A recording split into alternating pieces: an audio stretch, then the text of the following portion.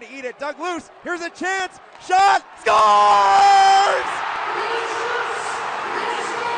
Jaden Deroe at the buzzer.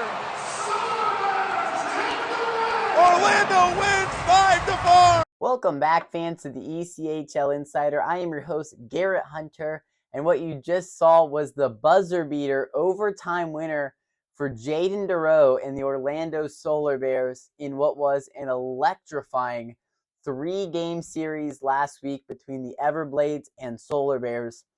Arguably the best matchup we saw all week, with all 3 games going to overtime. Florida won on Friday night 4-3. Orlando responded Saturday with a 2-1 overtime win.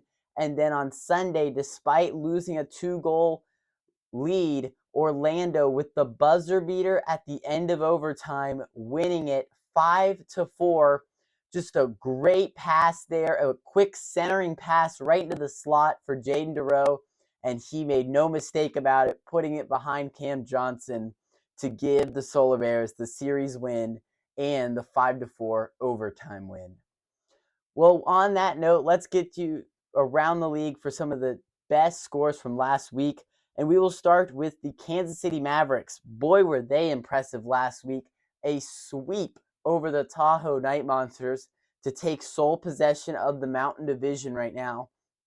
Looking really good if you're a Mavs fan.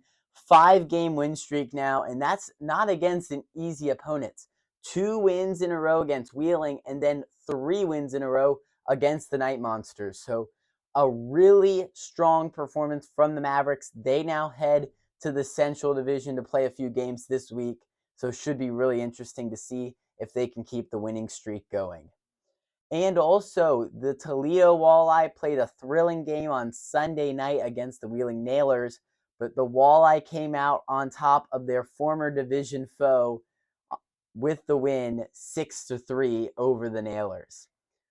Well, on that note, let's get you to the top 5 games of the week around the ECHL. A couple of school day games on Tuesday, so that will cover games 5 and 4. But we will start now at number 5 with the Norfolk Admirals and Reading Royals. As I mentioned, a school day game here, 10:30 in Reading, Tuesday morning. Should be a really great game. I think Reading just a point back of the playoffs, right? These division games are going to be important for the Royals down the stretch. Team like Norfolk, yes, they've been great this year, but they've cooled off, a little bit over their last few games. So should be a really big game for the Royals. They could jump the Railers if they can win this game on Tuesday for the time being. So should be a big game.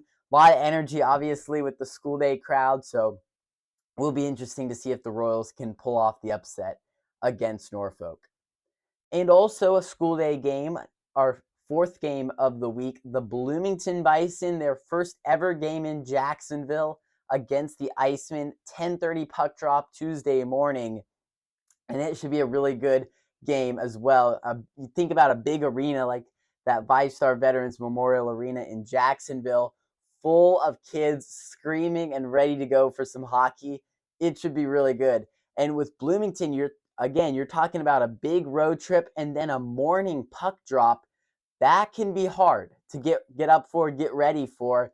So no morning skate, obviously. So how does Bloomington respond? Also playing a great team in the Icemen. Should be a great game on Tuesday. And at number 3 in the South Division, we have the South Carolina Stingrays and Orlando Solar Bears. 2 games, Tuesday and Saturday. Tuesday, they'll do it in Kia Center in Orlando. And then Saturday night will be up in North Charleston Coliseum, home of the Stingrays. Should be a really great matchup, honestly. 2 teams that play each other really close, honestly, as we look at history and the matchups between these 2 teams. But Stingrays, they lost one game last week against the Admirals.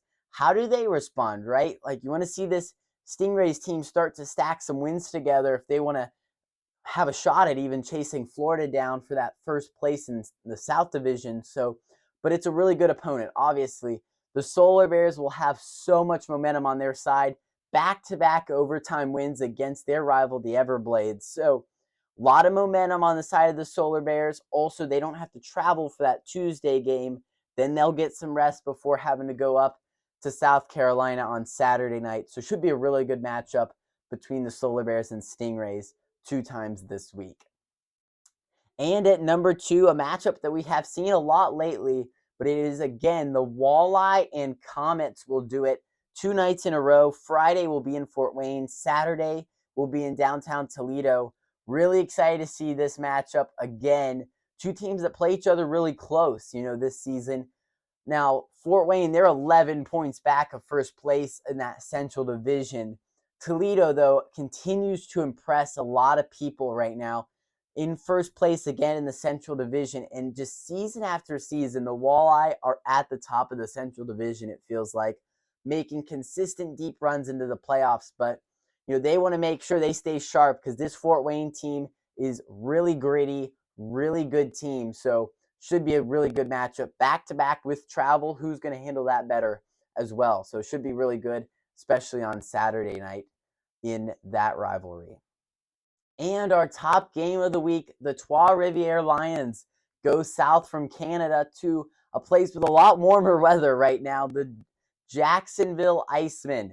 They will be playing. So Lions and Icemen, and you get to see this one also back-to-back days, Friday and Saturday night. There's going to be a big crowd.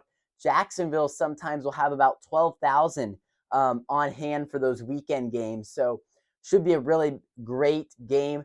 You think about the Lions, a home crowd where they have a stadium capacity of about 4,500. They're going to be going into a building with about 12,000 fans, right? How do they handle that? Big road trip all the way from Trois-Rivières down to Jacksonville, and then a massive arena. So big home ice advantage this weekend, I think, for the Icemen.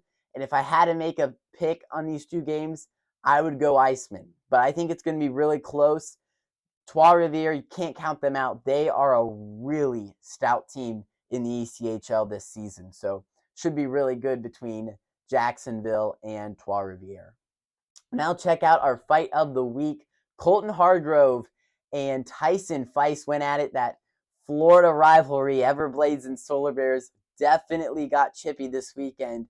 And this fight, no different. So make sure to enjoy that. And then afterwards, make sure to like this video if you enjoyed it. Would really appreciate that. And what we even appreciate more is if you left a comment below, just what do you think about our channel? Any feedback or criticism, we'd love to hear it. So just leave that below, and we are excited to see you next week for another great episode of the ECHL Insider. A wild left missed.